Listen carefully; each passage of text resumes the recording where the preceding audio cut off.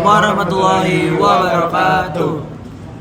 Di sini saya dan teman-teman saya akan mempresentasikan hasil kerja kelompok kami, yaitu tentang analisis kebijakan penggunaan batu bara sebagai baseload dalam mendukung transisi energi di Cina. Di sini saya sendiri akan memperkenalkan diri.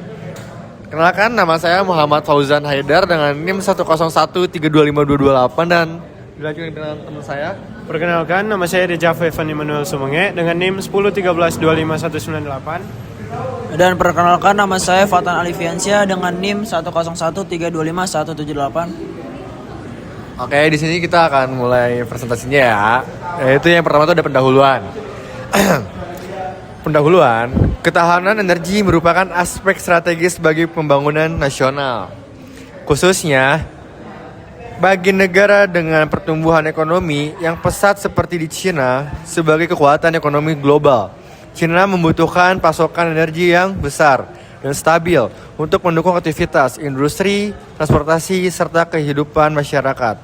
Ketersediaan energi yang andal menjadi faktor penting dalam menjaga stabilitas ekonomi dan keberlanjutan pembangunan nasional.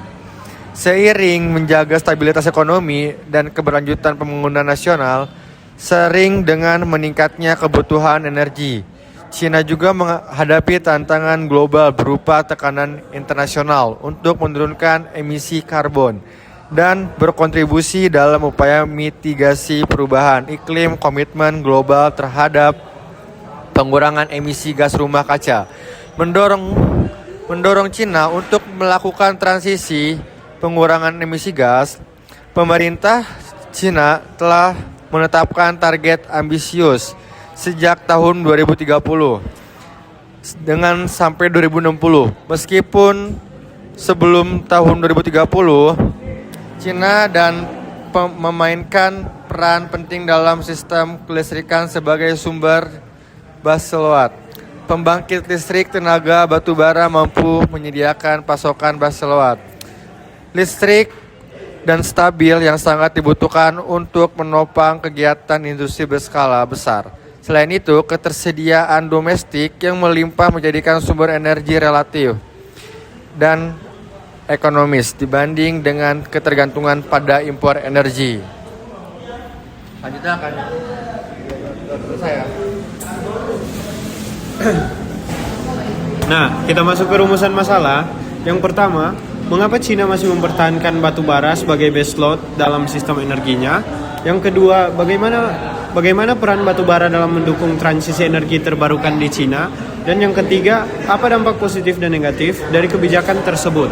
Nah, tujuannya menganalisis kebijakan penggunaan batu bara sebagai baseload di Cina serta menilai implikasinya terhadap ketahanan energi dan transisi energi terbarukan. Oke teman-teman, di sini kita lanjut ada di konsep dan keterangkaan teoris. Nah, di sini yang pertama itu ada konsep ketahanan energi. Ketahanan energi yang merujuk pada kemampuan suatu negara untuk menjamin ketersediaan energi yang stabil, terjangkau, dan berkelanjutan. Aspek utama ketahanan energi meliputi keamanan pasokan, diversifikasi sumber energi, dan berkelanjutan lingkungan.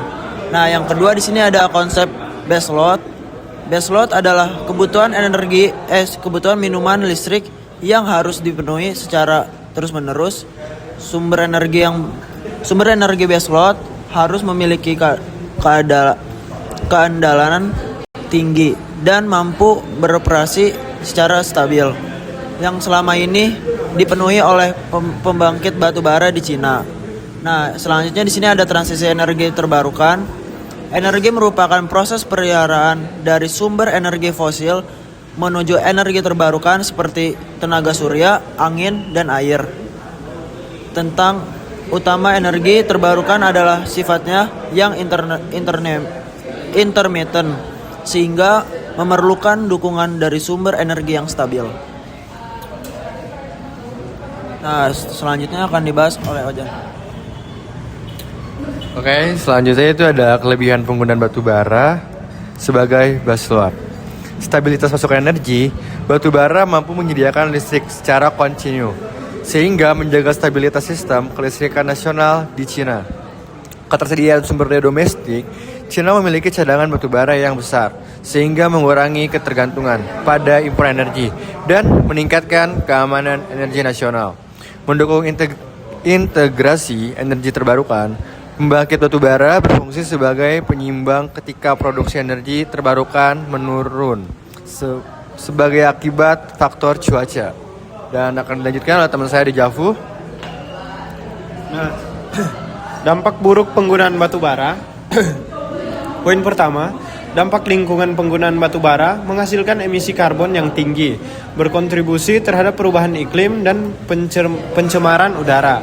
Poin yang kedua, hambatan terhadap target dekarbonasi, ketergantungan jangka panjang pada batu bara berpotensi memperlambat pencapaian target netral karbon Cina. Dan poin yang ketiga, risiko ekonomi dan sosial. Investasi besar pada infrastruktur batubara dapat menciptakan carbon lock-in dan menghambat pembangunan sektor energi bersih. Nah, dilanjutkan oleh katanya. Nah, selanjutnya di sini ada analisis kebijakan dan upaya transisi. Cina merupakan pendekatan transisi bertahap dengan tetap mempertahankan batubara sebagai baseload sambil mengembangkan energi terbarukan secara masif. Kebijakan ini mencerminkan strategi pragmatis untuk menjaga ketahanan energi. Upaya yang dilakukan meliputi peningkatan efisiensi pembangkit batubara, penerbangan teknologi, penangkapan dan penyimpanan karbon CSS, serta pengembangan sistem penyimpanan energi dan jaringan listrik pintar. Namun, efektivitas kebijakan ini sangat bergantung pada konsistensi implementasi dan komitmen jangka panjang terhadap pengukuran emisi.